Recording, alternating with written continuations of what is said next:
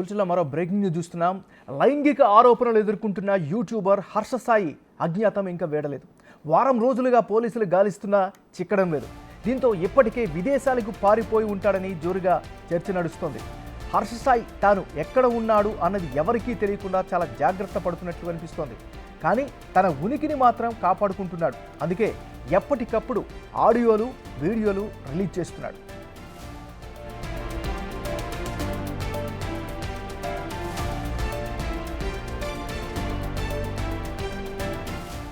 Social మీడియాలో రచ్చ నడుస్తున్నా ఇప్పటి వరకు హర్ష సాయి నుంచి ఎలాంటి రియాక్షన్ రాలేదు.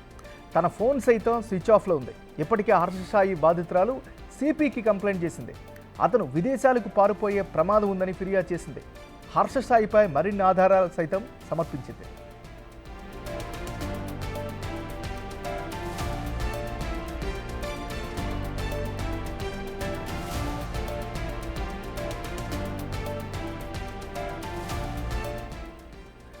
అటు జానీ మాస్టర్, ఇటు హర్ష సాయి విషయంలో పోలీసుల తీరుపై బోలెడని విమర్శలు చక్కర్లు కొడుతున్నాయి. వారి కేసుల్లో ఎందుకు అలసత్వం వహిస్తున్నారు అనే ప్రశ్నలు బలంగా వినిపిస్తున్నాయి.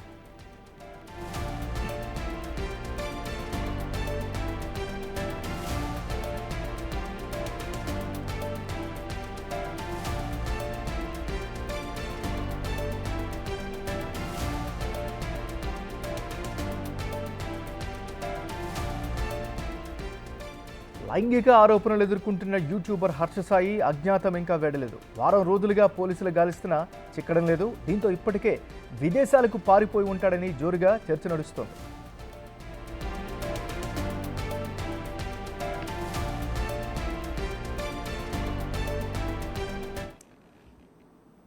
లైంగిక ఆరోపణలు ఎదుర్కొంటున్న యూట్యూబర్ హర్ష సాయి అజ్ఞాతం ఇంకా వేడలేదు. వారం రోజులుగా పోలీసులు గాలిస్తున్నా చిక్కడం లేదు. దీంతో ఇప్పటికే విదేశాలకు పారిపోయి ఉంటాడని జోరుగా చర్చ నడుస్తోంది. హర్ష సాయి తాను ఎక్కడ ఉన్నాడు అన్నది ఎవరికీ తెలియకుండా చాలా జాగ్రత్త పడుతున్నట్లు కనిపిస్తోంది. కానీ తన ఉనికిని మాత్రం కాపాడుకుంటున్నాడు. అందుకే ఎప్పటికప్పుడు ఆడియోలు, వీడియోలను రిలీజ్ చేస్తున్నారు. ఇక ఇదే అంశానికి సంబంధించి మరింత అప్డేట్ని మా రిపోర్టర్ రాణా అందిస్తారు. రాణా, చెప్పండి. అయితే మన దాదాపు వారం రోజుల పైన అయిపోయింది. ఇప్పటికే బాధితురాలు అనేకమైనటువంటి ఆధారాలు కూడా సమర్పించింది. అయినప్పటికీ పోలీసుల నుంచి ఎటువంటి స్పందన లేదంటూ కూడా బాధితురాలు వాపోతుంది. ఇప్పటికే ఇదే విషయం పైన సిపిని కూడా ఆమె సంప్రదించింది.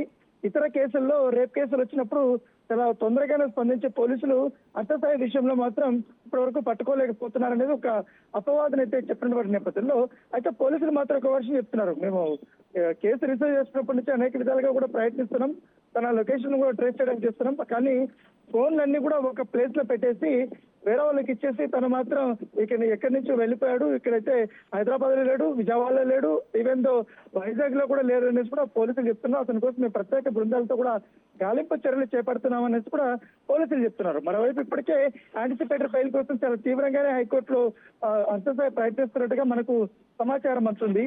దానితో పాటు ఇప్పటి వరకు బాధితురాలు మాత్రం ఇప్పటికే హర్ష సాయి విదేశాలకి పారిపోయే అవకాశం ఉంది, పైగా పారిపోయి ఉండొచ్చు అనేది డౌట్ రేజ్ చేసిన నేపథ్యంలో సిపిని కలిసి కూడా ఇదే అంశాన్ని కూడా ఆమె ప్రస్తావించారు. సో సిపి కూడా వెంటనే నార్సింగ్ పోలీసులకు కూడా చెప్పడం జరిగింది. హర్ష సాయి ఎక్కడున్నా కూడా పట్టుకోని కూడా చెప్పడం జరిగింది. దాని దగ్గరగానే ఇప్పుడు చర్యలు చేపట్టామనేది కూడా పోలీసులు చెప్తున్నటువంటి నేపథ్యంగా పడుతుంది. అయితే జానీ మాస్టర్ విషయంలో గోవా వరకు వెళ్ళినటువంటి నార్సింగ్ పోలీసులు ఆయన్ని కేవలం 2 రోజుల్లోనే పట్టేస్తున్నారు. కానీ ఇప్పుడు హర్ష సాయి విషయంలో దాదాపు వారం రోజులుగా వస్తుంది. దానికి తగ్గట్టుగా బాధితురాలు మీకు సంబంధించినటువంటి వాళ్ళిద్దరూ మాట్లాడుకున్నటువంటి ఆడియోస్ ఏవైతున్నాయో కొన్ని ఎడిటెడ్ పర్సన్, అంటే బాధితురాలే తప్పు చేసినట్టుగా, బాధితురాలే హర్ష సాయిని ముగ్గులోకి లాగుతున్నట్టుగా ప్రయత్నిస్తున్నట్టుగా ఆ వీడియోలు, ఆడియోలు కానీ కొన్ని బయట పెడుతున్నటువంటి పరిస్థితిగా పడుతుంది. ఈ ఆడియోలు ఎక్కడి నుంచి బయట పెడుతున్నారు? ఎందుకంటే ఒక పక్కా ప్రణాళికతోనే 30 seconds 1 minute అట్లా ఈవెన్ దో డేట్లతో సహా ఏ సమయంలో మాట్లాడాలనేది కూడా ఆడియో ముందు పెట్టి వాటిని మీడియా ముందుకు రిలీజ్ చేసినటువంటి ఉదంతం పైన కూడా ఆమె అభ్యంతరం వ్యక్తం చేసినటువంటి నేపథ్యంగా పడుతుంది. అలాంటి ఆడియోలు కానీ వీడియోలు కానీ నా దగ్గర చాలా ఉన్నాయి. కాకపోతే నేను అవన్నీ పోలీసులకి, కోర్టుకు మాత్రమే సమర్పిస్తానంటూ కూడా బాధితురాలు చెప్తుంది.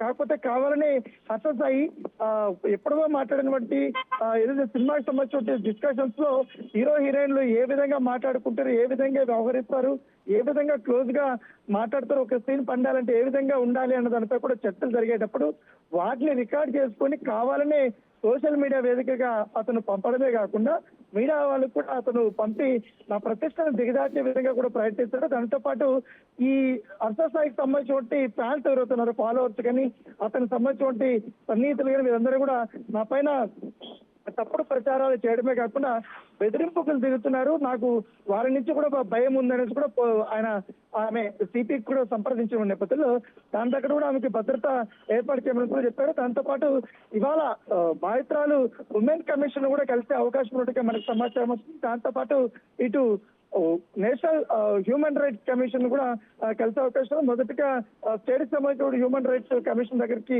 ఆమె వెళ్ళి అక్కడ రిప్రజెంటేషన్ ఇచ్చి జరుగుతున్నటువంటి పరిణామాలపైన కూడా ఆమె మాట్లాడే అవకాశం ఉన్నట్టుగా మనకు సమాచారం అవుతుంది.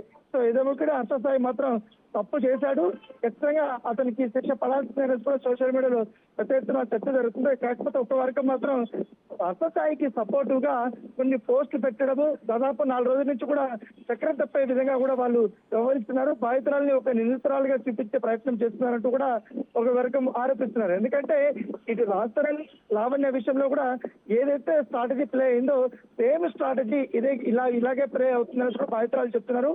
ఎందుకంటే దాదాపు 4 రోజుల నుంచి చూస్తున్నాం సోషల్ మీడియాలో ఒక 4 పరిగెట్టుకుని అర్ధస్థాయి కోసమే పని చేస్తున్నట్టుగా ఆయనకు పాజిటివ్ గా మాట్లాడుతూ నన్ను నిందితురాలుగా చేరుతున్నారంటూ కూడా ఆమె కంప్లైంట్ ఇచ్చినటువంటి నేపథ్యం అయితే కనపడుతుంది. త్వరగా అర్ధస్థాయిని పట్టుకుంటే గానీ ఈ కేసులో ఉండబట్టి అన్ని ఎవిడెన్సులు ఉంటాయి, లేకపోతే ఎవిడెన్స్ అన్ని కూడా పోతాయి అనేది ఆమె చెప్తున్నట్టు వర్షన్. సో ఖచ్చితంగా అర్ధస్థాయి నన్ను మోసం చేశారు కాబట్టి అన్ని రకాలుగా ఆర్థిక పరంగా కూడా నేను నష్టపోయాను, ఇట్లా ఫిజికల్ గా మెంటల్ గా అన్ని రకాలుగా కూడా చాలా అసాల్ట్కు గురి అని కూడా ఆమె చెప్తున్నారు. ఇప్పటికే మెగా సినిమాకి సంబంధించిన విషయంలో వాళ్ళ ప్రొడక్షన్ స్టార్ట్ అయినప్పుడు ప్రొడ్యూస్ చేసినటువంటి కో ప్రొడ్యూసర్ బాలా కూడా ఇప్పటికే కన్నీరు మున్నీరు అవుతున్న నేపథ్యంగా పడుతుంది. సో అసలు చెప్తున్నారు.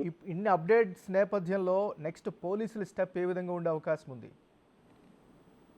అయితే పోలీసులు మాత్రం చెప్తున్నారు మేము అనేక రకాలుగా కూడా ప్రయత్నిస్తున్నాం, ఇప్పటికే రాజేంద్రనగర్ ఎస్ఓటి టీం కూడా అతని ఆచరణ కోసం ప్రయత్నిస్తున్నాం, కానీ ఆయన ఎప్పటికప్పుడు ఆ ప్లేసెస్ అనేది మార్చేస్తున్నాడు.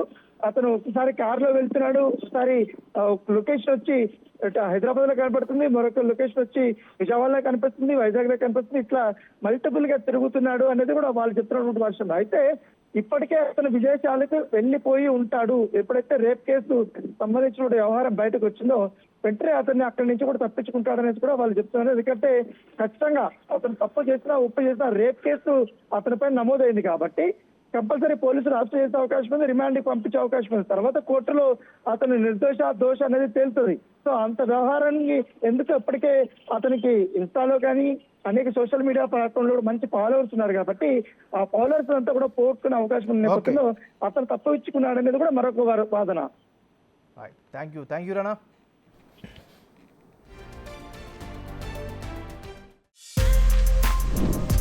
For more videos like this, subscribe Big TV channel.